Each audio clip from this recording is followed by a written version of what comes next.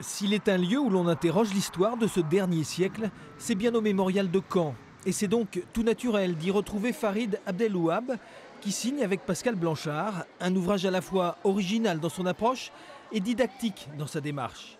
Le premier tiers du XXe siècle, des séismes en cascade, guerre mondiale, révolution russe et année folle, puis la grande crise, celle de 29, précipitant les peuples dans un chaos immense. C'est le début de toutes les émergences des populismes et des nationalismes. C'est le début de l'expression de la haine de l'autre qui va s'intensifier en Europe, et pas qu'en Europe. Il ne faut pas oublier que l'émergence des nationalismes et des populismes, ça concerne le monde entier. 2007, la crise encore et ses exclus. 2001 et le 11 septembre, la grande rupture. Entre les années 30 et les années 2000, les auteurs dressent des passerelles et tentent aux lecteurs d'angoissants miroirs. L'esprit aussi, c'est de comparer les deux périodes, y compris en creux et quand elles ne sont pas comparables. C'est-à-dire que leur différence va nous apporter aussi des informations sur notre période contemporaine et sur les années 30 dans le même temps.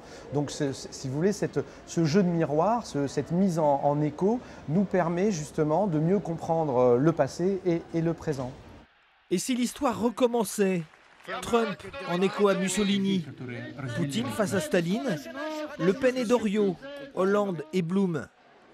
Des raccourcis trop abrupts, les auteurs le réfutent et prennent l'actualité à témoin.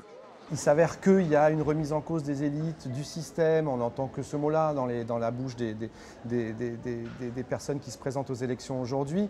La crise durable qu'on est en train de vivre, etc., nous amène, on le voit, nous amène à des discours qui résonnent effectivement avec ceux des années 30.